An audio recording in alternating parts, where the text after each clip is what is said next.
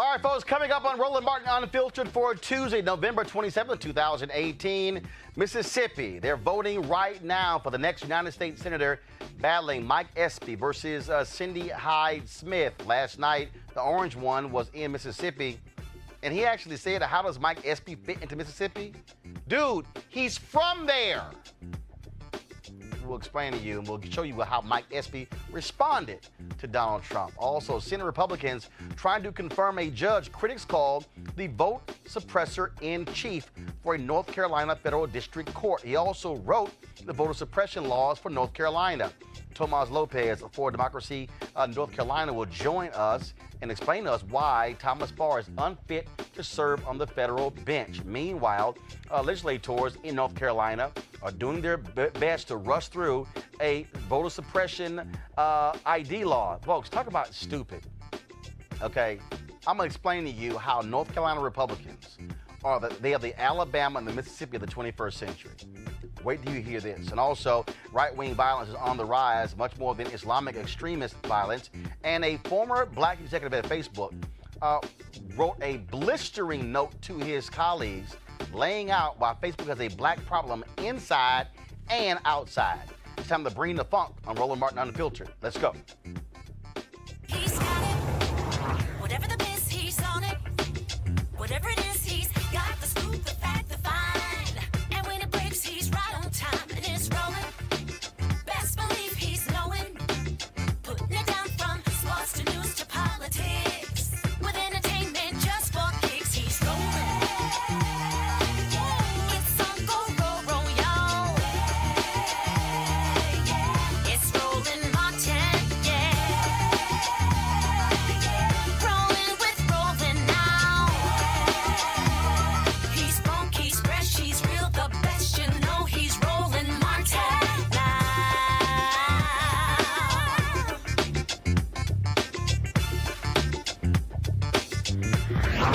Martin.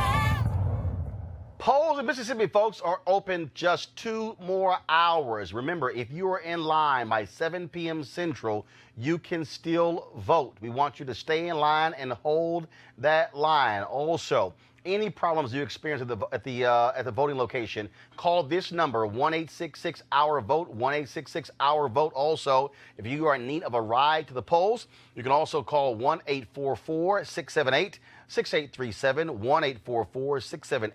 1-844-678-6837. We are seeing, of course, a battle between Republican incumbent Cindy Hyde-Smith, who was appointed to replace Thad Cochran, who retired because of health reasons. She is running against former Agricultural Secretary Mike Espy for this seat to fill out the last remaining 2 years of Thad Cochran's term. It is, of course, it has been a race. Republicans thought it was going to be a breeze, but when you have pretty much one of the dumbest candidates you've ever seen running for election, yes, I'm saying that for a reason, because when you look at her comments about public hanging, voter suppression, and how she won't even talk to the media, she's literally running out the back door at her own campaign events. Republicans are very concerned about Cindy Hyde-Smith losing this seat. Last night, Donald Trump was actually in Mississippi holding 2 rallies trying to gin up support for her. And he actually made a pretty dumb comment himself. Cindy's far left opponent, he's far left. Oh, he's out there. How does he fit in with Mississippi? I mean, I could go over this, but how does he fit in? President Trump came to Mississippi yesterday and asked, how does he fit into Mississippi? Your response? Because I didn't see that yesterday, but I did see that clip. He said, who is Mike Espy? Well, Mike Espy was a member of Congress from Mississippi 4 times. I was elected in 1986. I was the first black congressman since Civil War. Mike Espy was Secretary of Agriculture.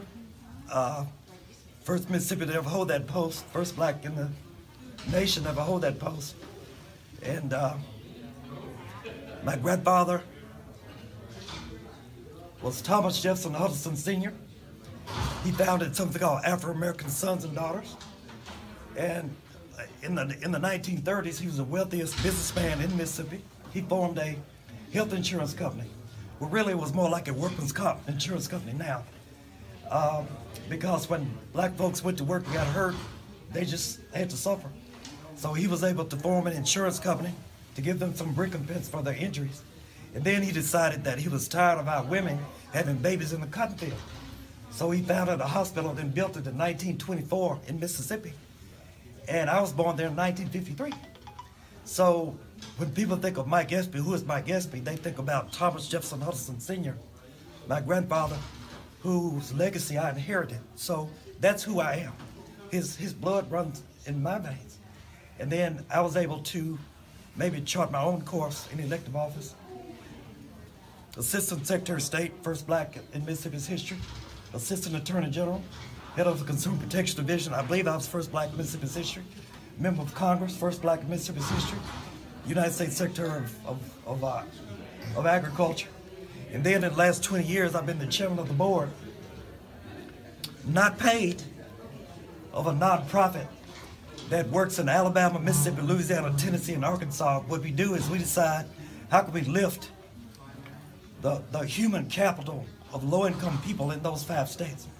And we do it by moving those who are in a rental situation to home ownership. So we have a series of... Sounds like Mike Espy, Donald Trump belongs in Mississippi. Of course, Espy is hoping for a significant black turnout, what he called mammoth in my interview with him yesterday on the Tom Jordan Morning Show. His goal is to get anywhere from 80 to 90% of the black vote, then of course pick about 25% of the white vote in order to beat Cindy Hyde-Smith. Of course, she has been dogged by numerous companies pulling their money as a result of her public hanging comment. The latest was Google, actually Facebook and Google. Now, frankly, it took them a hell of a long time to do it. Other folks were pulling their money last week. They waited until yesterday. And of course, this is also the same Cindy Hyde-Smith who took a photo with her wearing a Confederate hat saying Mississippi history at its best, posted on Facebook in 2014. Let's go to our panel right now and talk about this race here. Joining us, of course, Spencer Overton, President, Joint Center for Political and Economic Studies. We also have Monique Presley. She is, of course, attorney, principal with the Presley Law Firm. And we also have Malik, who is from Mississippi. And I know he got lots to say about his homegirl, Cindy Hyde-Smith. Malik, did she make you proud? I was happy to hear the comments, her apology last Tuesday. I had said when she first made the apology. You called that an apology? Yeah, I thought that was an apology in comparison to what she did when she initially came out. I thought the comments were full-throated, much more so than what they were initially. As far as the race is concerned, I can't imagine how Mike Espy wins in a state like Mississippi. If we consider what happened in Georgia, we consider what happened in Florida, the idea that Mississippi is somehow going to reverse itself and vote for him, I think is pretty slim. Thad Cochran won the race, I think, in 2014 by 20 points. Trump won it by 20 points. Well, about 20 points, but for Thad Cochran, first of all, 1.6 million people didn't even vote. Right. Thad Cochran won by 125,000 votes. And so I think it was about 300, and I think total number of votes he got was like 340,000, something along those lines. You're going to have a lot more people who are going to be voting this time around. The issue that you have is that by all of her drama has driven lots of attention to Mike Espy. They only debated one time. They basically rigged that whole debate because she won at the Mississippi Farm Bureau, which already endorsed her. The top people in the Farm Bureau donated to her campaign. She didn't want a studio audience, and then also she walked in there literally with a Bible, with a King James Bible-sized stack of notepads. But what's been amazing is how she's been running. How she's been running away from everybody. She literally won't take questions from anybody. She's been running from the media. She's run out the back door of her own events. Even her own supporters going, okay, what happened? She left? Yeah, I mean, this is and Republicans are scared that she might lose. To send 100 paid staffers on the ground. Yeah. They were not planning on doing that. But I don't think that has much to do with the actual data. I think what it is now, we're in a climate where this race has become racialized. So prior to... Who racialized it? Well, you can say that Cindy did. You can say that you disagree. No, I mean, I'm saying, would you say she did? I mean, well, I did. I think that's when race entered the race when she made those comments. But again, I think if we go back to the idea that Mike Espy has been running since March, No one has paid attention to the race. We paid attention to Florida. We paid attention to Mississippi. Oh, no. I said on this panel. We did. We did. And I said on this panel, and I talked about Cindy Hyde-Smith becoming the first woman elected to Congress from Mississippi. Ronna McDaniel has talked about this. Trump has talked about this. As far as the Democratic Party and Mike Espy, I did not see them until now. And so I think this is again, Mike Espy's strategy. I talked to Mike Espy, Monique, in Memphis for MLK 50. Mike Espy's strategy was not to focus on his race. His whole focus was to get into a runoff after November 6th. That was his whole deal. He said, once we get to a runoff, all the other races are done, then the attention is going to be on my particular race. It was only because of the Andrew Gillum and Stacey Abrams aftermath where that wasn't decided, where it wasn't immediately. But that was the case, and so that was Espy's strategy, not just. First of all, National Democrats weren't even looking at Mississippi. Espy said, no, we're going to run a quiet race. We're going to sit here and get first or second place, and then we're going to focus on the runoff. And that was smart politics on his part, because trying to get in there when all the push was for Abrams, which was winnable, Gillum, which was winnable, compared to what he knows as a native son of Mississippi. He knows as a third-generation Mississippian that it's a hard sell there, but it can be done. And I think it made sense for him to wait to try to garner all the support he could after he passed that initial hurdle when there was a field of what, like 4 Republicans? 3. It was 3 Republicans. At the end of the day, if he doesn't get in one or two places, there's no conversation. That's right. So his deal, he knew one person was not going to get 50+% of the votes. And to respond to Malik's point, a difference in terms of Mississippi is it's the blackest state in the country, right? It's 38% black. Florida's about 16% black.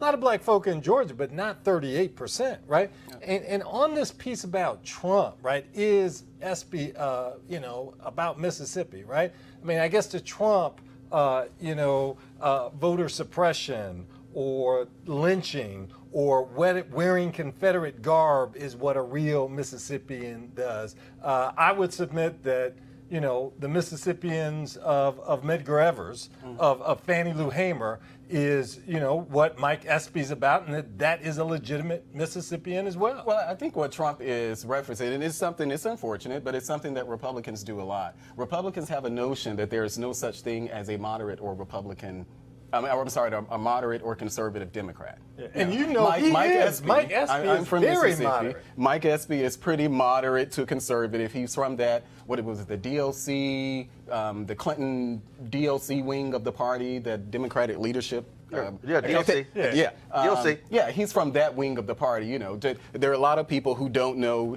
Mississippi politics. Clearly, Trump does not know the history. But I think what he's doing is an extension of what the party does when we assume that no one can be conservative or moderate but us. He's not too liberal for Mississippi. He may be he's too not. Black for some in Mississippi. Yeah, I'm sure. But he's is not too liberal for Mississippi. The thing that is still interesting, I think, when you look at this. The reality is, this is probably the one Senate race where it is more so than Alabama, more so than Louisiana or Arkansas. This is absolutely black-white. Mm-hmm. It is absolutely black-white. It is absolutely an appeal to old Mississippi when you still have the Confederate emblem on that state flag. When you have a state that could not handle a civil rights museum by itself, where you literally have separate but equal, where they said we're going to build a civil rights museum, and then, you know what? No, we're going to have to build another museum right next to it on the history of Mississippi because we really don't want that museum to tell the story of the history of Mississippi. And I was there, and I'm telling y'all, to walk on the grounds and to stand there, and you go, okay, so we got the Civil Rights Museum right here, which is this amazing edifice, and then you go and basically hit a white folks museum. Yep. I mean, that's essentially. Yep. That was in the 21st century. That's right. And this is the difference kind of between Alabama, right? Judge Moore's statements and what he did in terms of young women didn't necessarily help him. The problem is he was Cindy Hyde-Smith, her statements about race may actually help her with a particular part of the constituency in Mississippi. Well, I agree. I don't know if it would help her any more than the support she would have now. I think what You the don't media... think it'll help her with some white folks? No, I think what the media has done, again, because, you know, Mississippi is the child that we can always beat up on. So whenever you have an issue... No. Hold on, Malik. Mississippi is the child who always acts up. Okay, well... I disagree with that. Hold on. As a person, it's very simple. If a child don't act up, you ain't gonna get spanked. But when a child acts up, you're gonna get spanked. But in this case, Mississippi didn't act up. Cindy Hyde made comments that she should have made. Cindy was first elected to office as a Democrat in 2000. She became I think a Republican in 2010. Like most Dixiecrats. So almost 20 years now. The only thing that we have from her is that she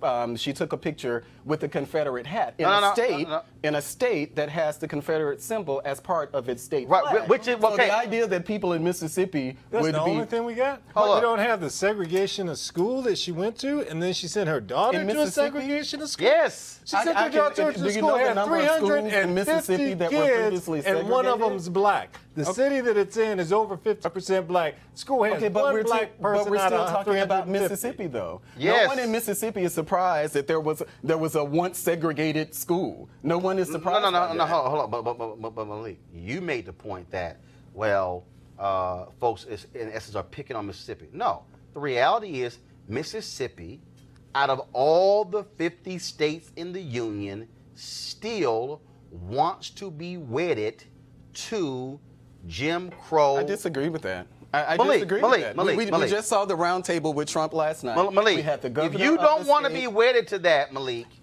you wouldn't build 2 museums. Well, I mean, if you don't want to be wedded to that, Malik, you wouldn't have the Confederate emblem on your state flag. And then when you had a referendum, it was passed to keep it 2-1. If you don't have that, you wouldn't have Governor Phil Bryant, a relative of the woman who lied on Emmett Till, make April Confederate. Well, we don't know if he's related to her. Yes, we do. So we did find out that he's related to them. Because I know there was rumors about that, but we did find out that he was related. Phil Bryant, Carolyn Bryant. Okay, I'm just saying. Okay, We did find that all right. out. All right. I did not know that we found that out. But to your point. And wait, I ain't done. Phil Bryant created April as Confederate History Month. Yeah. You talking about picking on? Hell, Mississippi says, go ahead, smack me. Well, yeah, but you can go right over to Arlington Cemetery to see the Confederate memorial sitting there. The Confederate memorial sitting at Arlington Cemetery. We have monuments to people who not fought in the Confederacy, but people who owned slaves. Malik. So how far should we go to be offended by There's a difference between people who fought in the Confederacy. No. No, Malik. Hold up, Malik. There's a difference between folks saying this monument was put up in 1930 or 40 or 50. That's a difference between that and Mississippi saying it's 2018, let's celebrate them. This woman right here tried to get a bill passed to honor a Confederate soldier for fighting for states' rights. She tried to get a section of the highway named after Jefferson Davis, the greatest traitor in American history. Bruh, Mississippi in 2018 is still trying to do. Did Mississippi not pass a state law forbidding people from even taking down Confederate monuments on local level? I'm not familiar with it, but if you say they did. No. My only point is this here. This ain't Mississippi saying, hey, man, y'all reaching back. No, this is Mississippi still living it in 2018. But despite the Confederate flag, despite the fact that, with Mississippi's history, I'm a product of Mississippi. I grew up in the state with the Confederate flag. I grew up as a Democrat. My family are Democrats. And despite the Confederate flag, here I sit in Washington, D.C., along with Spencer, Monique, Roland, in a place that I'm not supposed to be. The Confederate flag didn't do anything. The Confederate flag did not affect me being here. It had no role in being here. Right there. Okay, but this is the mistake I think that you make with this when you say somehow the flag didn't keep me from being here. That's just like saying, black people, I don't know why y'all keep talking about inequality of wealth. You got Oprah. No. The point is this here. You have a state that still wants to continue that line of thinking and embracing it and holding on to it. That's what we're talking about here. Donald Trump knew exactly what he was saying last night. Cindy Hyde-Smith knew exactly what she was saying. Let's not act like it was my bad. This was a slight mistake. No, Right. we know the game of race and how it is properly used. I don't agree with that. And it's not a dog whistle, it's like a megaphone, right? They're just being out and out blatant in terms of these symbols. And it's not all of Mississippi. But that's how we're I mean, paying. there is a struggle right now. This election is about a struggle about what will Mississippi be. And what Roland is basically saying is, because she's a viable candidate, it's viable that right now that old Mississippi it could win. But if Childress had run, this history would be the same. It doesn't matter who the person is. I mean, Mike Espy during this last election, Mike Espy got 91% of the black vote. He got 91% of the black vote. You know, I don't know where else he's getting those votes. Cindy Hyde-Smith got 4% of the black vote. He got 40% and some change of the total vote. Obviously, the largest numbers came from President Obama in 08 and 12. He got 44%, and then he got 43%. Here, to me, is the point. Whether it's because of Dixiecrats, whether it's because of the Confederate flag, whether it's because of racism, we still have voters right now in Mississippi who are in that struggle. I agree with you, Spencer, but there are traditional Mississippi folks who are not thinking about anything to do with this flag. They are thinking about the things that Republicans have been thinking about. They're thinking about judicial nominees.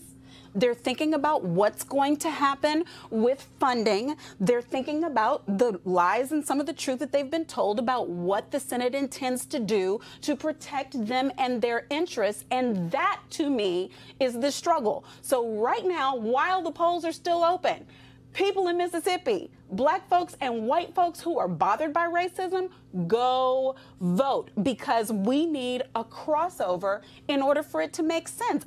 They were polling people, and the people were saying, we can forgive Cindy her missteps. We can say she's wrong, but we don't want a progressive or a liberal appointed to the Supreme Court. Is this not the failing that we made in thinking it was not going to make a difference between Hillary and Trump? The scream that we should have been making is the one that would have kept Kavanaugh off the bench. Yeah, but not the, oh my God, everybody is a racist scream. Yeah, but that's everybody knows there's racism. Yeah, but we right? run to I mean, that. I'm not sure you know there's racism. I do but know that. Everybody else still knows that there's racism. That. Yeah, but you pointed to yourself like it's pointed the talented nth percent who made it out of Mississippi. But how is you that? said I said because the Confederate flag wait. did not. I said because the Confederate flag did not affect me. It's either going to be you talking or it's going to be me, right? Well, we're both on the set, so we can talk. Well, I'm going to wait. Okay. Well, if we're talking about the Confederacy, what I said was, I said the fact that the Confederate flag exists did not stop me from getting where I am today. That's a fact. Okay. It has nothing to do with me not seeing racism. And what I'm saying, are you pausing or are you finished? I'm pausing. Okay. So in your pause, what I am saying is you being a part of the talented percentage that make it out of oppression, suppression, South, segregation, racism does not mean that it is not still a systemic problem for people who are not as fortunate as you. The fact that that Confederacy and the hate mongering and all of the little Cindys of the world and their male counterparts who have been suppressing your kinfolk from Mississippi and from all of the greater South where I'm from, that to me only says, yes, it's true. There can be a President Barack Obama. Yes, it's true. There can be a Monique, there can be a Spencer, there can be a Malik, there can be a Roland. What we're trying to do, because I'm from Howard Law School, so I believe in social engineering, is care about more than us. So when you can look at Mississippi and say, there are a whole lot of Maliks that are making it out, then I could hear you. Well, they are. But you just saying, you don't know anybody? The numbers show that there are more in jail than in college. Can I tell you the numbers show hold that on, there hold are on, more Malik, then unemployed. Spencer. Yes. In Mississippi. In But I'm saying, Mississippi. but you're saying that to say what? That they're not making it out. Did that? Okay, Brother. the Confederate flag is a symbol, and I'm not going to let you play games with me like you don't understand it. The Confederate flag is a symbol of a hateful past that is being insisted upon being dragged forward by people in power in Mississippi. It may not be because of the citizens' majority in Mississippi.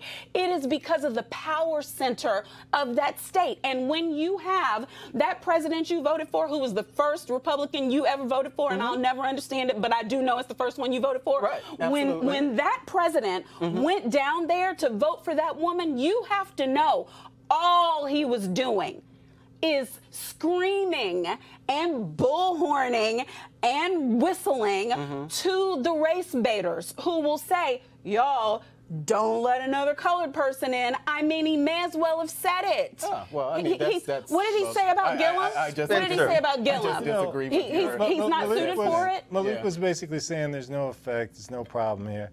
Less Than 1,000. Less than 1,000. Less than. That's what you guys do to conservatives. I've never said. I did not say that it did not matter. I did not say that race didn't matter for you. You said it wasn't. I said the Confederate flag. You said it wasn't affecting black folks. I'm the only one who lived under the Confederate flag. So who should it bother? Should it bother anybody else on the panel? No, you're not the only one. Under this But Confederate flag. who do you think you're sitting here with? Hold on. You're from I'm from Mississippi? Texas. But you're from Mississippi. Just a second. We pay our federal tax dollars, Okay. and your flag hangs in our Congress. And what does I that go mean? overseas to an embassy, a 4th of July event, and there's a Mississippi flag right there. Okay, and what does that mean? Independence we Day. live in a It city means where I'm paying we have my slaves, money. we have It means I'm monuments paying my erected federal to dollars for a slave Confederate owners, flag slave that comes owners, from your people state. who So it's raped not and just hogtied people in black Mississippi people who are to affected. stumps, I'm affected as left well. them to die. That's what we have here in the District of Columbia. We have monuments elected to people who raped. Who raped and that's my wrong ancestors. too. Now what? It's the blackest state. That's But to say Now that, what? oh, well, look at Mississippi. Look, Mississippi it's is the problem. it's the We're just talking about blackest state. Mississippi right up now there. because they're the ones with the election, Malik. Yeah, You've been but- on here enough times to know we don't only talk about Mississippi. But that's what I'm Malik, defending Malik, Mississippi Malik, against Malik, assumptions made about Malik. the state that I just don't think are It's the true. blackest state. Okay.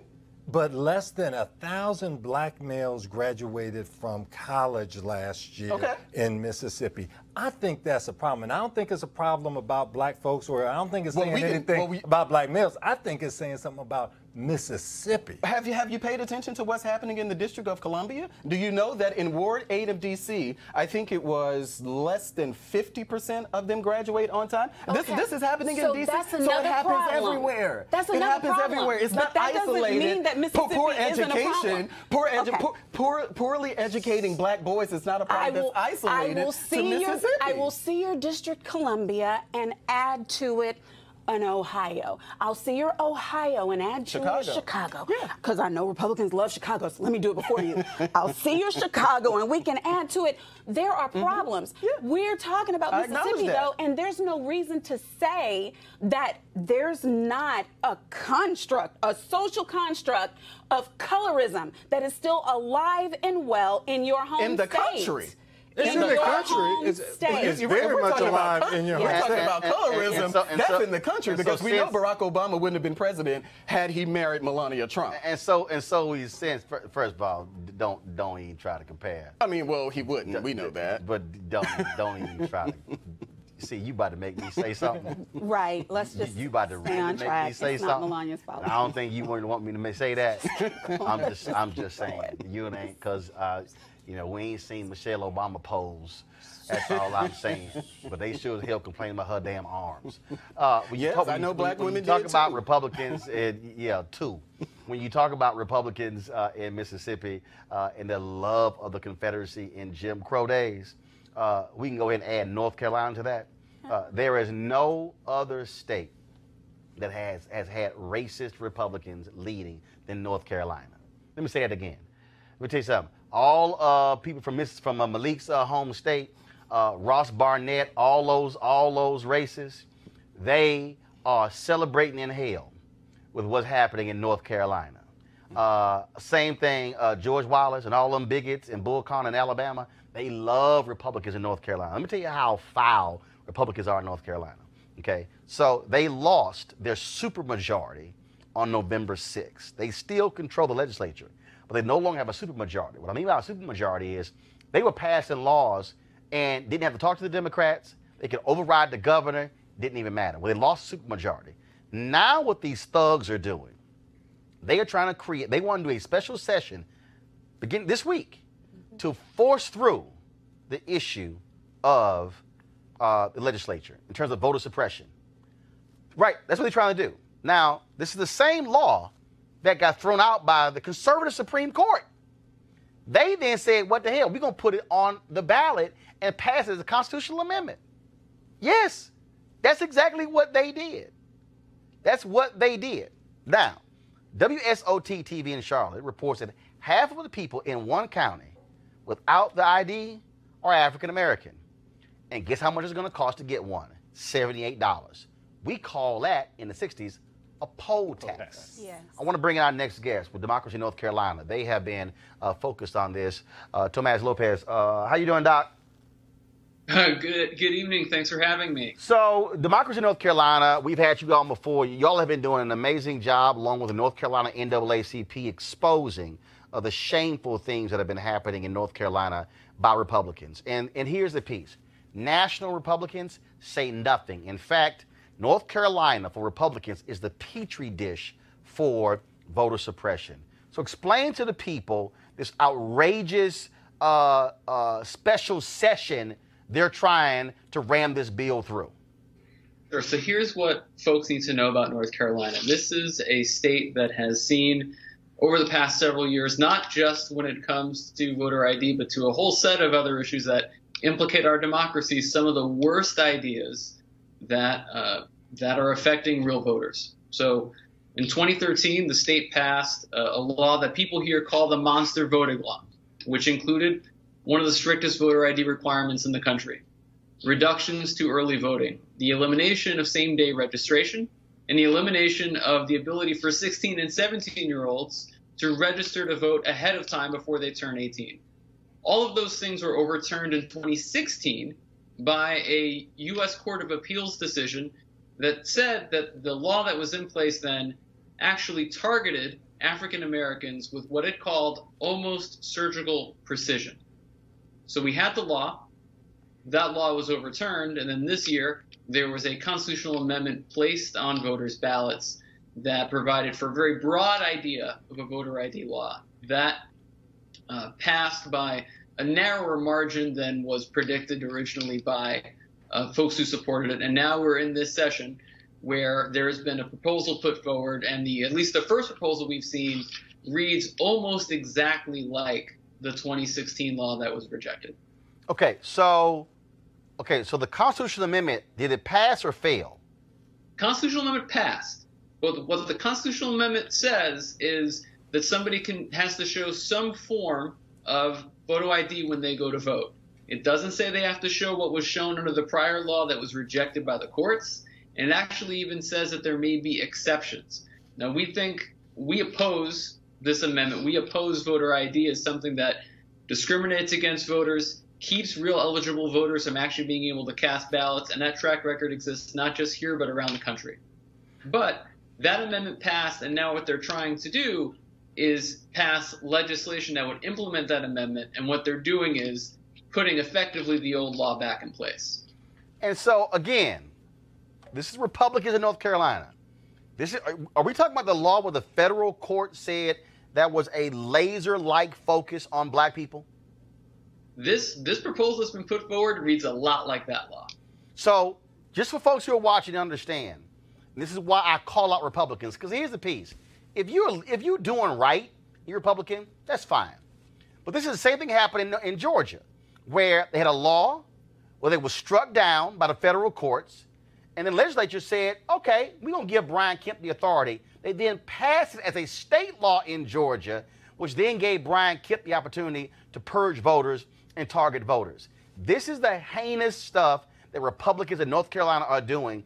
And Thomas, for people who also don't understand, I don't think they even realize the totality of this. How y'all have been fighting this, how Republicans have been abusing the law, raping the law, stripping authority from the governor to appoint people to commissions, how they completely just blew up the state election board take the power out of the Democratic governor's hand, how they tried to literally rape the state Supreme Court from their authority as well, because the Democrats gained a 4-3 majority on that court.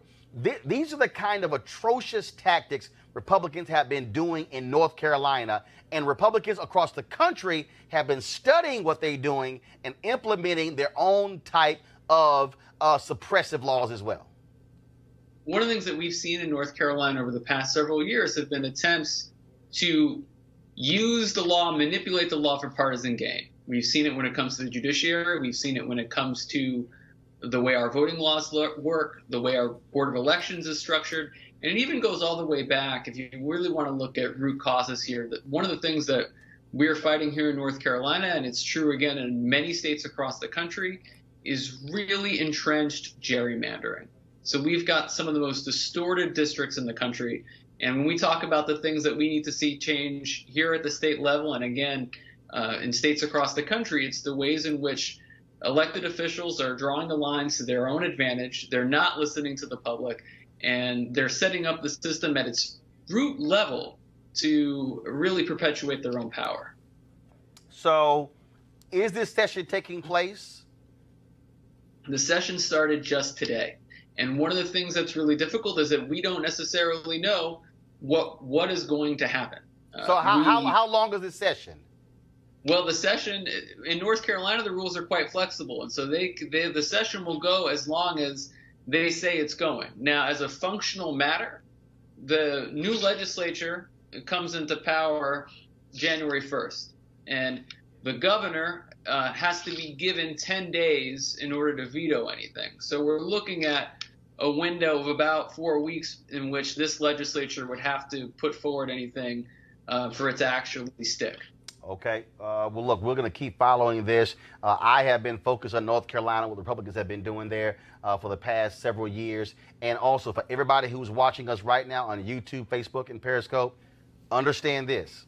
All of these things that Republicans have been doing in North Carolina have all been the result of the election of Barack Hussein Obama as president in 2008.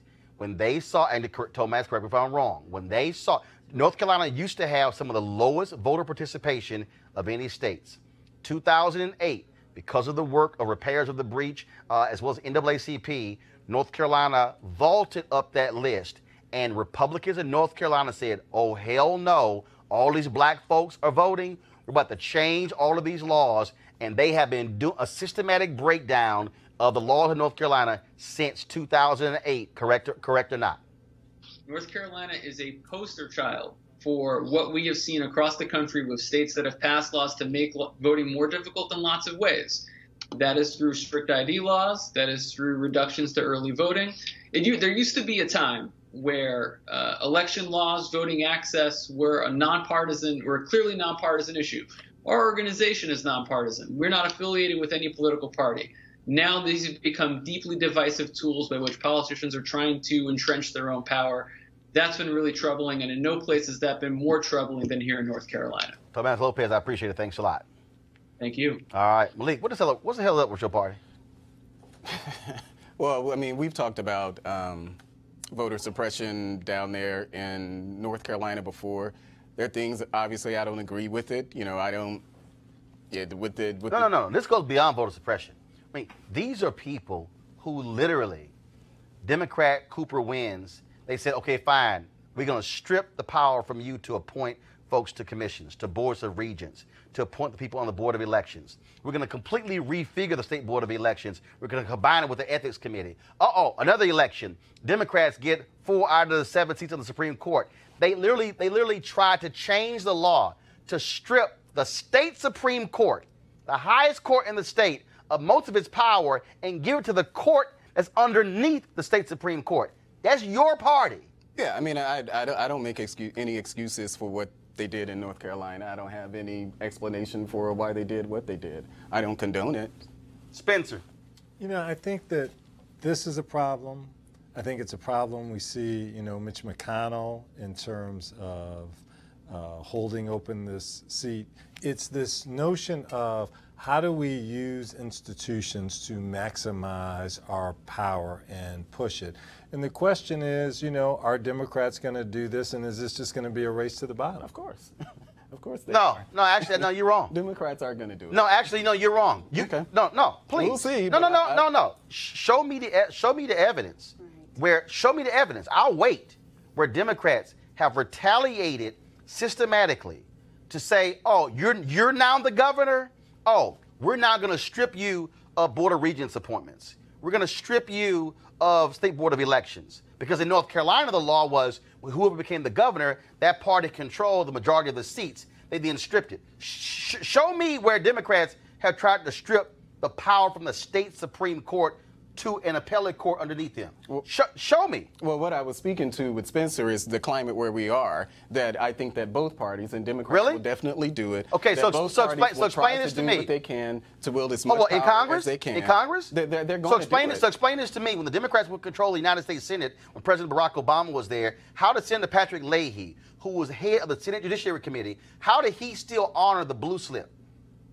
Oh, I mean, No. But see, here's why. Thomas Farr, which we're about to talk about. Thomas Farr, of course, who is that racist judge in North Carolina, who Trump wants to put on the federal bench. Okay, Tom Tillis and Barr, the two Republicans from North Carolina, held up the appointment of two black women to that federal bench. Okay, that court in North Carolina, where you have more than 30% of the black people in North Carolina that it covers, they would not allow even a hearing of those black women. And they did the same thing in 2006. No, follow me. Patrick Leahy said, our rules are, if you put a blue slip in, I will honor your blue slip. Mitch McConnell, when he got in, he said, damn the blue slip. And not only damn the blue slip of a Democrat, he told Rob Johnson in Wisconsin, damn your blue slip.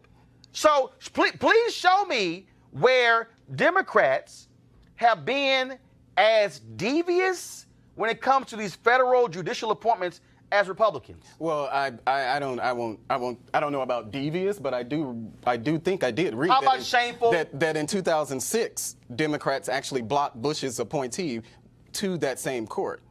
The Democrats blocked his Democrats blocked his appointee to the same court. I'm asking you again. Mitch McConnell is now saying we're going to take away your ability to block nominees, Democrats. In other words, Democrats, when you were in power, you honored Republicans' ability to block black women being appointed to the court in North Carolina, right? What Mitch McConnell has done is said, hey, we're going to take away your ability. So Democrats didn't change Senate rules? Yes, Democrats changed Senate rules. Okay. Let me walk you through. Democrats changed Senate rules when it came to federal bench appointments because Republicans not only systematically blocked everybody. Harry Reid then said, fine, 50 plus 1. He said, but I'm going to leave in place the rules that require 60 votes for a Supreme Court justice. It was Mitch McConnell, when he took over, who said, oh, no, damn that. We're going to do 51 even for Supreme Court. That's what happened. So when Democrats did it, there was a good reason why they did it. No. Here's the deal. Were Republicans allowed? How many judicial appointments, how many judicial openings were available? Remember when Donald Trump said, Obama didn't care about judicial appointments. When I became president, I had 130 open. How do you think you got 130 open? Wow. Because they were being blocked by Republicans. Yeah, and Democrats are going to do the same thing now, though. That's my whole point. This is politics. Okay, first of all, Democrats can't do it now. Democrats don't control the United States Senate. But look what just happened to Kavanaugh. I mean, the idea that that we exist in tribes and that parties try to undermine each other by wielding whatever power that they can. This isn't something that they're going to... Malik, you didn't hear it. Patrick Leahy honored Republicans with the blue slip. Yeah.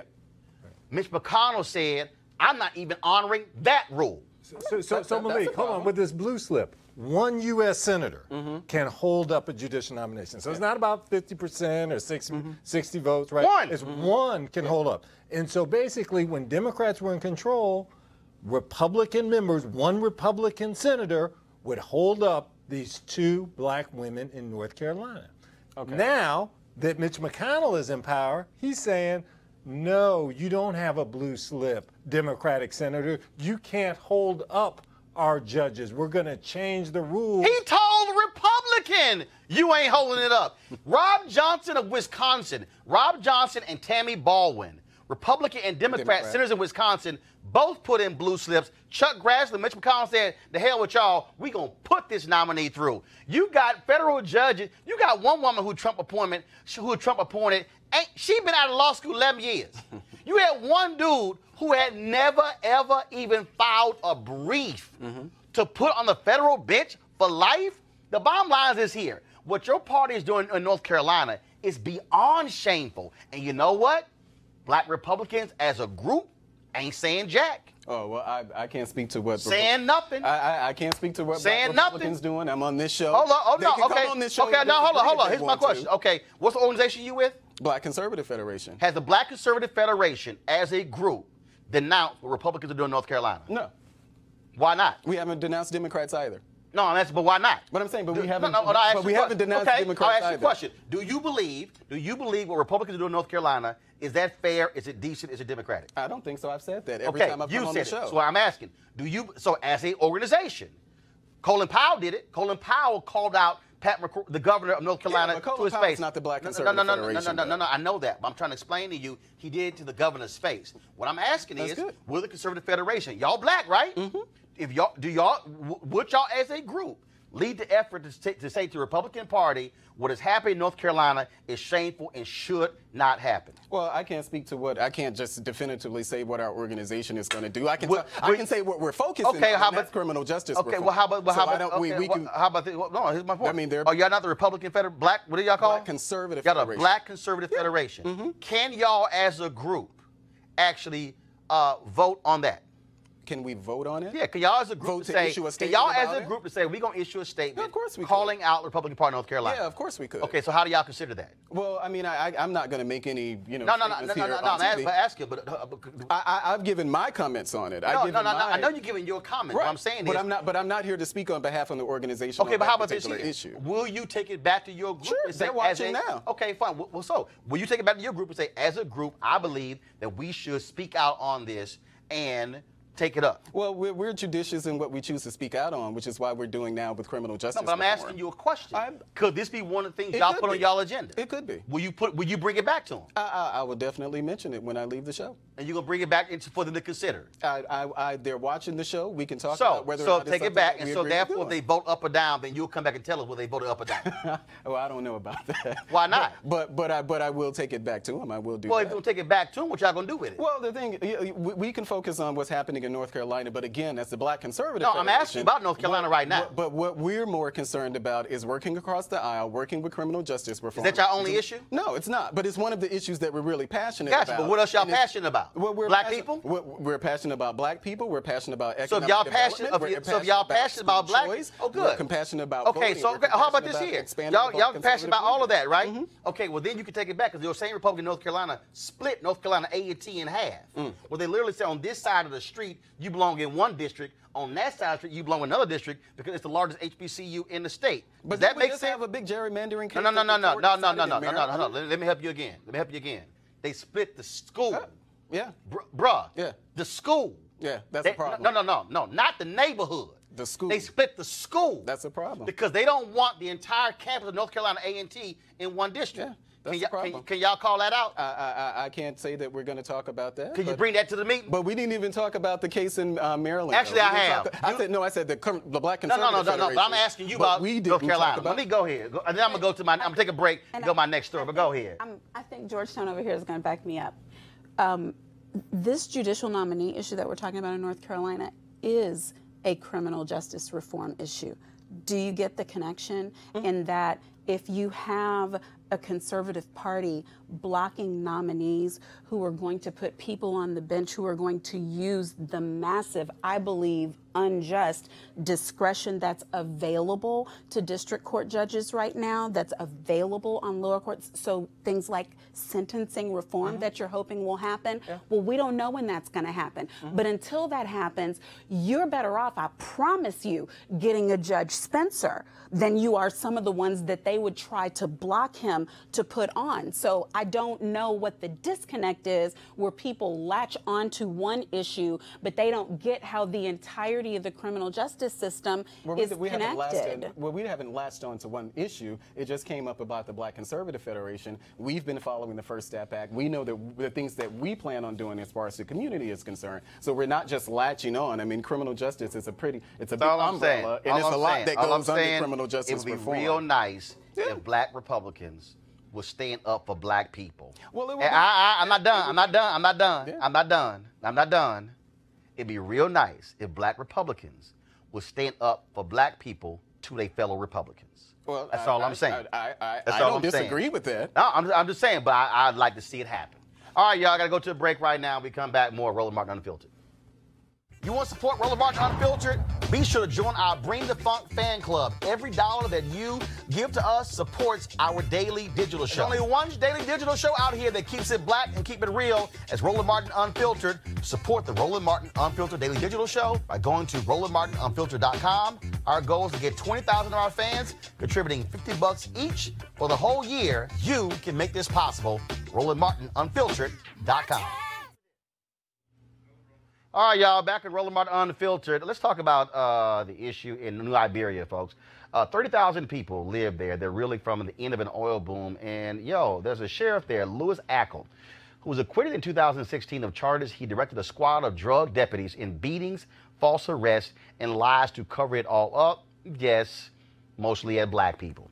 At the trial, one of his deputies told a federal judge that the sheriff bragged often that he had once jumped out of a dumpster and fatally shot 3 niggers doing a sting against violent heroin dealers in New Orleans, then escaped suspicion by handing investigators a clean weapon.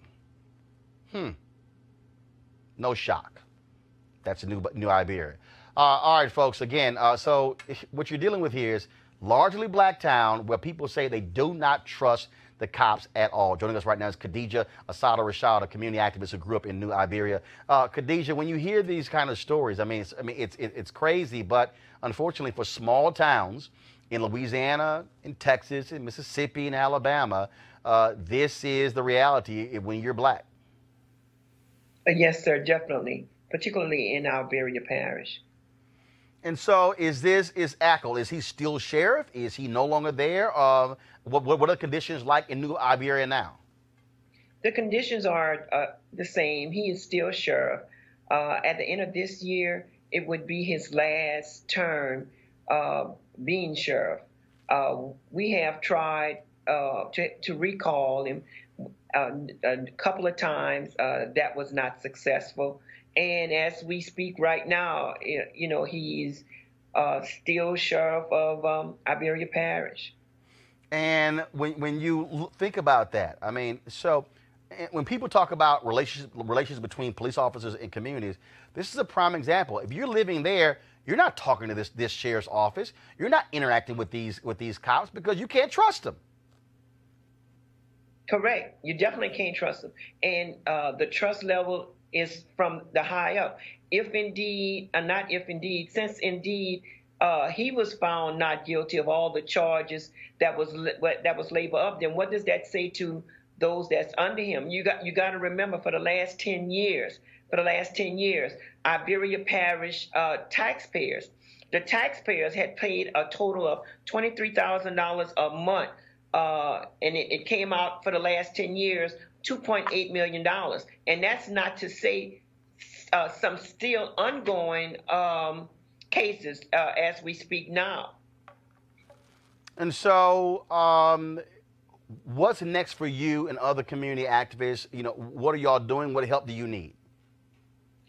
Well, we really wish that we could actually get another recall instead of just having him with a clean slate.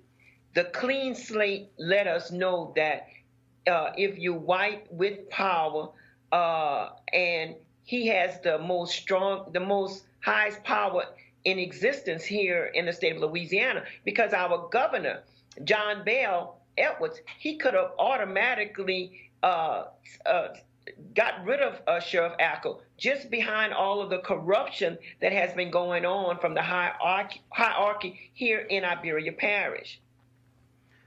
Well, this certainly is just beyond shameful, and it explains why a lot of people, whether you talk about New Iberia or Chicago, have bad relations with police officers. Because frankly, if you can't trust law enforcement, then you, when it comes to any of this, you definitely can't trust them with your life.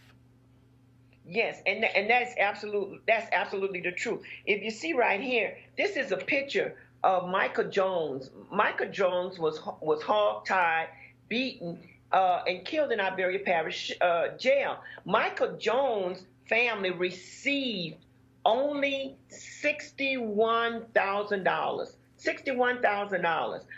And mind you, 33% went to his attorney.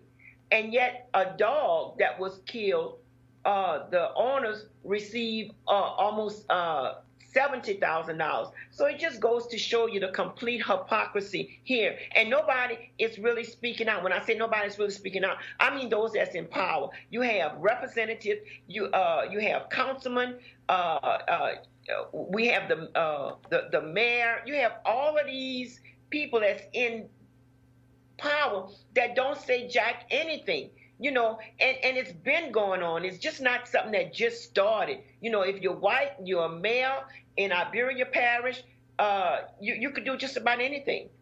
Well, Khadijah, look, we certainly appreciate you joining us and bringing this to light as well. And so anything that there happens, give us a call. We're glad to have you back. Yes, and I wanted to send like Reverend Brown, Victor White, Pastor White, Brother Jay, Sister Margie, Brother Shaheed, Brother Darrell, Sister Deborah, they and KIEE 88.3 FM. They all have been a part of us trying to bring out the dirt in our area. All right, then. Well, Khadijah, we certainly appreciate it. Thanks a lot. Thank you, sir. All right, folks, speaking of corrupt cops, 3 Chicago cops went on trial today on charges they conspired to cover up a former officer, Jason Van Dyke's actions in the death of 17-year-old Laquan McDonald. This, of course, this trial for former Detective David March, former Officer Joseph Walsh, and Officer Thomas Gaffney comes 2 months after Van Dyke was found guilty of second-degree murder for killing Laquan McDonald. Now, these 3 officers face charges as they tried to prevent independent investigators from learning the truth about McDonald's death. Also, keep in mind, there were several other officers who were involved in this who retired with their full benefits because they knew they were going to get busted for lying. That's what happens also in Chicago. All right, folks, let's talk about Facebook. So Mark Lucky was a longtime executive at Facebook, and he then recently left. But before he left, he dropped a memo to all Facebook employees, and it's called Facebook is Failing Its Black Employees and Its Black Users. He made the following points about black users. Black people are one of the most engaged demographics on Facebook, but their experiences are sometimes far from positive. Underrepresented groups are being systematically excluded from communication.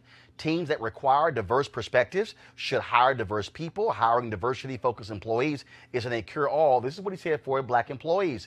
Racial discrimination at Facebook is real, and HR is often a dead end. Now, he doesn't just blast them and offer no answers. He lays out what from his perspective, many answers are. Now, Mark Lucky, I know him. He's a member of NABJ.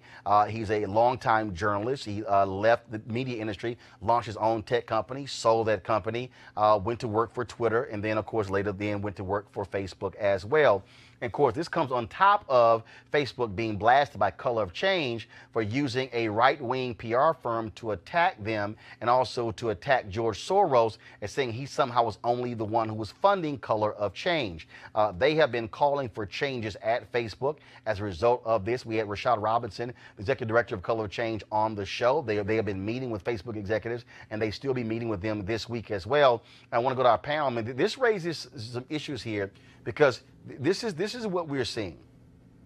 The power of media is huge.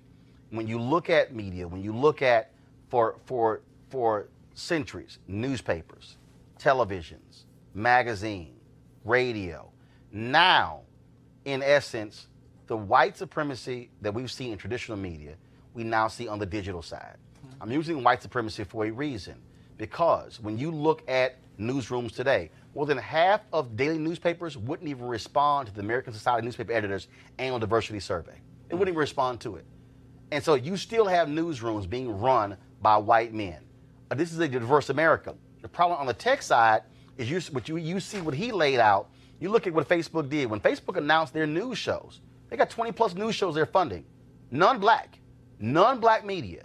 None, in fact, only one has a black host, and he's actually a co-host, and it's really a white woman who's really the host of that show. So here you have them fully funding these shows, nobody black. And look, I was talking to Mark about Facebook funding our show. There was serious interest, and all of a sudden they said, "Oh, we're not going to be doing news shows." Then another part of Facebook said, "We're launching news shows." and so when he breaks down the experience of black folks on Facebook, and then you hear Mark Zuckerberg and Sheryl Sandberg write their books, give their TED Talks and all their speeches, now the proof is in the pudding.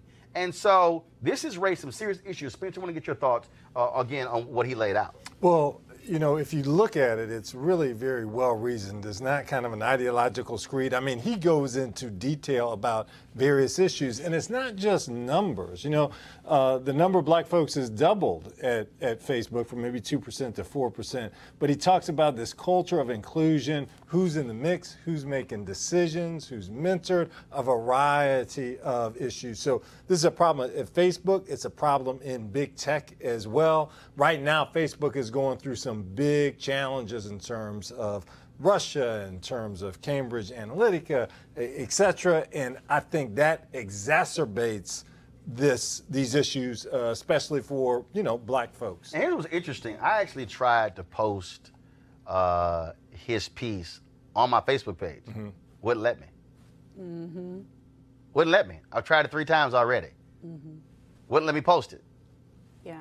I mean, Big Brother is watching. I feel like I am certain of it. And look at how many times they denied basically putting these hit ads out on Soros before they had to actually admit it. But they had to admit it because the proof was out there. So what we're seeing in just a way deregularized field, and to me, that's the first thing that needs to change. There needs to be somebody holding these groups accountable, even in private industry. I mean, and I know plenty of people disagree with me, whatever. But when you have that much power, there has to be some sort of accountability. And here's a statement that, of course, Facebook sent to us. If y'all could pull it up, please. Pull the Facebook statement. I appreciate that. Over the last few years, we've been working diligently to increase the range of perspectives among those who build our products and serve the people who use them throughout the world. The growth and representation of people from more diverse groups working in many different functions across the company is a key driver of our ability to succeed. We want to fully support all employees when there are issues reported and when there may be micro behaviors that add up.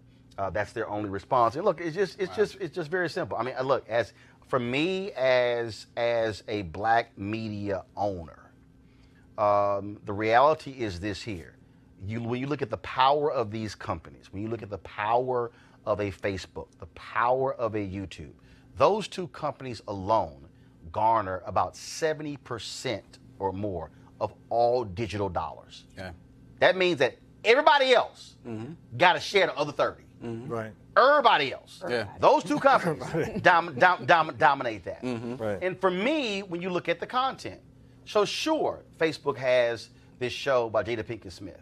All right, that's one show. Sure, the show with LeVar Bell and the Ballers. Okay, that's one show. But what I'm looking at, you can say it's being selfish. Numbers don't lie. We've been kicking ass. Mm-hmm. This show, the shows they're fully funding, this show right here blows many of those shows away in terms of viewership.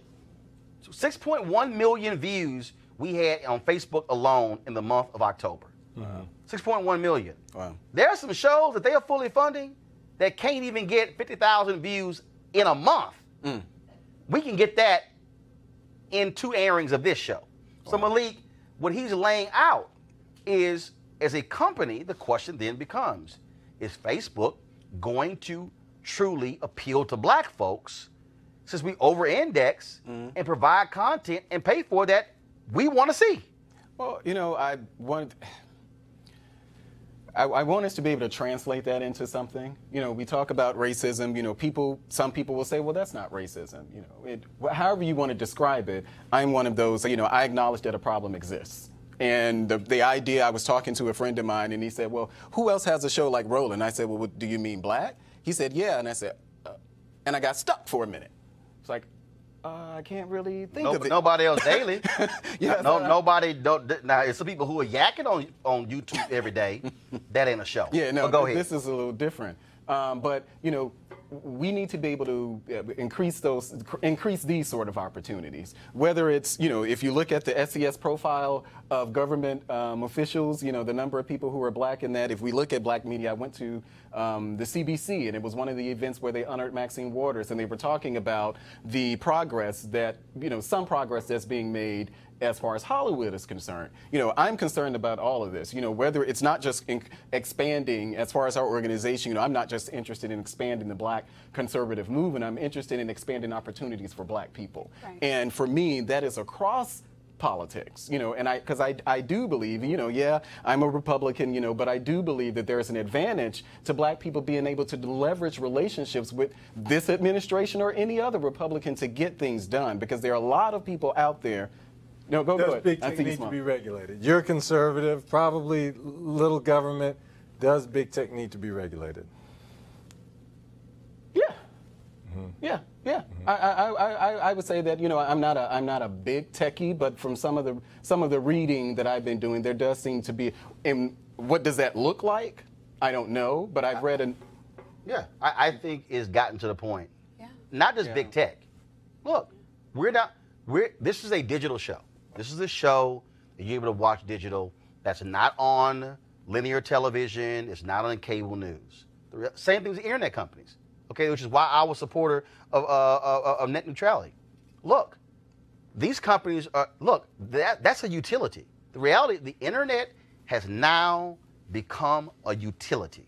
The internet is no different than that light. Yes.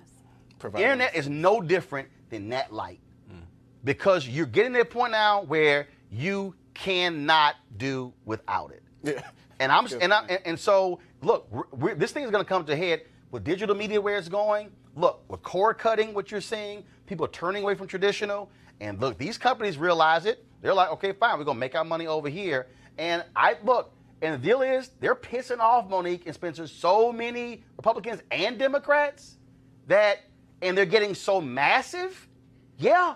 Right, but the problem is, and that this is where the voting in the elections matter too, because you saw when Mark Zuckerberg, when he was there for that hearing, and like those poor members of Congress were speaking just in rudimentary, like, now I know my ABCs, and he was he was out there, you know, I mean, and he didn't even have to say much because they didn't understand anything that he was saying. So in order for it to be regulated, we're going to have members of Congress taking in the information in order to educate themselves at least enough, or to take organizations, whether it's Color of Change, National Bar, your organization, who are going to put forward the legislation, because it doesn't have to all be done by them. You know, we have organizations to do that. And I agree with you. There should be coalescing here, because it's not a Republican issue. It's not a Democratic issue. And I believe, Lord, I'm going to sound like Trump, on both sides. I believe that on both sides we make the mistake. Yes, there are good people on both sides. Look, and we make the mistake, Roland, of being Democrat only. You know, America and no place else. Jesus only. We do all of these onlys in our silos. And about this stuff, if people of color are going to advance, then you might know where some money is that we don't know, and I might know where some foot soldiers are that you don't know. And it has to come together. Yeah, and to that point, go ahead. That's and when I'm talking about the CBC, because, you know, conservatives, you know, black Republicans, we don't think we should go to CBC. I went there. I was embraced. I met some great contacts. We're getting ready to work. Our organization is getting ready to work with this organization called the Purple Isle. And the Purple Aisle, this is what they do. They go around countries and they get a lot of stakeholders together to try to focus on an issue. They just did this in Ohio, I think, and they were able to get out of that to get some legislation on the table, and it looks like that legislation is going to be passed. These are the sort of opportunities that we can work with. I went to the Women Trump Summit, and I was sitting there at the table with these white women with big pearls on and probably plenty of money, but they were sitting at that table talking about criminal justice reform and marijuana. Well, I'll tell you right now on this issue. First of all, Mark Lucky's post has gotten lots of media attention already, and this simple. I fully expect, and this is where civil rights organizations should be putting the pressure on Facebook.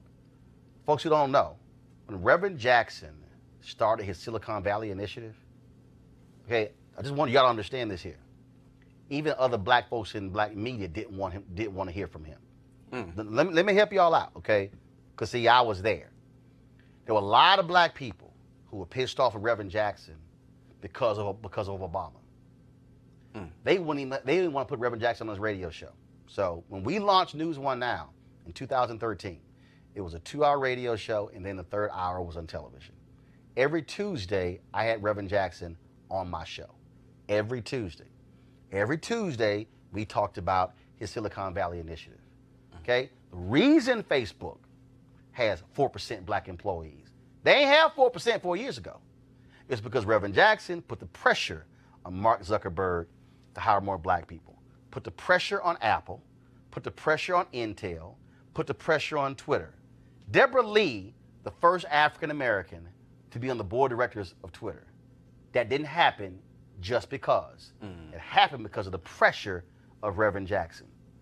Ken Chenault, former CEO of American Express, first African American on the board of Facebook. That didn't happen just because. You have seen that. The point I'm making is pressure by black folks is how we've gotten everything we've gotten in America. Tech companies are going to have to feel that pressure. The civil rights organizations should be taking this letter that Mark Lucky has posted, studying it, and going to those companies, going to Facebook and saying, okay, we need to deal with this here, but then take it beyond them as well. Because this is not the future, folks. This is the now. You keep hearing me talk about how you shape the narrative, how you control the narrative, how you own the narrative. Well, that's what technology is doing. If the Facebooks of the world are shutting out black content creators, or shutting the door, or only letting one or two in, they're shaping the narrative. They're determining what you get to watch. Now, I'm going to say this, and I've talked about it, but let me tell you what happened with us at this show. The first week we launched Roland Martin Unfiltered, we did 1.88 million views of this show our first week. 1.214 million of those views came from Facebook. The next week, we only had 900,000 on Facebook. The third week, we had about 700,000. And I said, what the hell is going on? What happened to our viewers? My digital guy, who's in Chicago, he goes, I'm no longer getting the live notification of Roland Martin Unfiltered. Y'all, he works for me. So we then start asking around. A bunch of our other followers no longer got the live notification of the show. Now, it was checked. They had it, give me live notifications. So I sent an email. Mark Lucky was one of the people I sent an email to. He sent an email back saying that they had a bug in their system for high traffic or high user accounts that they weren't getting live notifications. So what am I trying to say here? Here's what I said in the email. How are you suppressing my views? So all of a sudden, I got 1 million people who follow me on Facebook. I got 1 million people who 511,000 on Twitter. We got 234,000 subscribers on YouTube, about 130,000 on Periscope. So I had to ask the question, and I need to get my HDMI cable, so get this for me. So I didn't ask the question. I said, wait a minute, why are my people not seeing it? I look at the numbers right now during the show. I'm going to show you in a second right now. So I need you to come on. So here's the deal. I got 1 million people who follow me on Facebook. which means that I really should have more people who watch me on Facebook than any other of the social media accounts, right? That's what you would think, right? You would think that that's the case. Well, if I plug in this here right now, so let me pull it up right here. I just want to show y'all, just so I understand. And I still haven't gotten the full answer that I need to say, why are my people not getting live notifications? Here's what I think. I think what they were trying to do is they're trying to make me buy ads to get my own followers to watch my show when they already follow me. That makes no sense. So right now, we are live on Facebook. So if you go, so pull it up, Henry, pull up my iPad. So you will see right here that we have 467 or so people who are watching us right now on Facebook, okay? That's on Facebook, okay? Let me go here. Now I'm gonna go to YouTube. Right now on YouTube, okay? Right now on YouTube, there are 851 people watching us on YouTube. I have 234,000 subscribers on YouTube. Let me go over to Periscope. Right now on Periscope, we've got 116 people who are watching us, 112 people who are watching us on Periscope. So explain to me, I don't control the algorithm. So I need Facebook to explain to me, how are a lot of my followers no longer getting the live notification of my show? Now remember when I said how we perform? Numbers don't lie. In the month of September, we did 8.2 million total views. In October, we did 6.5 million views on Facebook, 9.8 million total minutes viewed. On YouTube, we did 6.9 million views, 62.1 million total minutes viewed. Periscope, 712,000 views, 1.49 million total views, meaning the total viewership that we had on the 3 channels in October was 14.1 million, with total minutes being 73.5 million. I'm laying all that out to you is because you can go to Facebook Watch right now, and you can see some of those shows, and I guarantee you, they ain't getting close to what we do. What does that mean? It means that you want to see these type of shows. You are watching this show.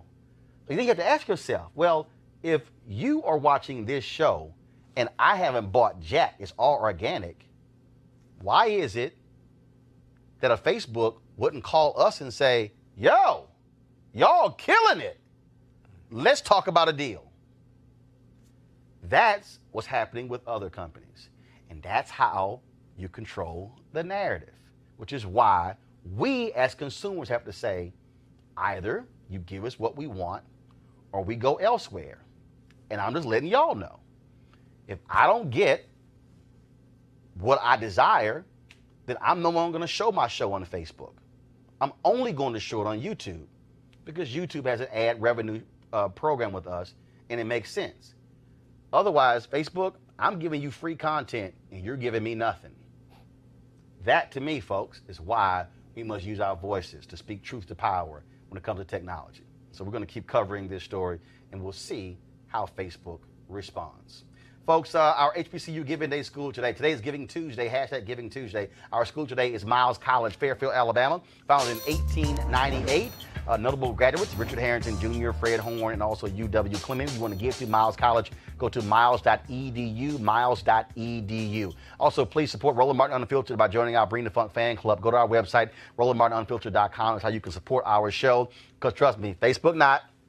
The rest of these people not. If you want to watch our clips, go to YouTube, because again, we make more money from YouTube than Facebook or Periscope. And it's not a good bet. Probably January 1, I will no longer be streaming our show on Facebook and Twitter. You know why? Because they don't have any ad sharing program whatsoever, and I'm not giving them free content as well. Folks, this is a business, and we want to be able to supply you with this show every single day, traveling around the country, telling these stories. They can only happen when it comes to us being able to generate the money to make it happen. So go to RolandMartinUnfiltered.com, join our Bring the Funk fan club. Our goal is to get 20,000 of our supporters in the year, in the first year. So I want us to hit 2,000 by December 31st. 2,000 by December 31st. And so please join. It doesn't matter what you give. We want you to give an average of $50 each, but if it's less than that, that's fine. We want you to support us. So by December December 31st, I would love to see 1,000 new members of our Bring the Funk fan club.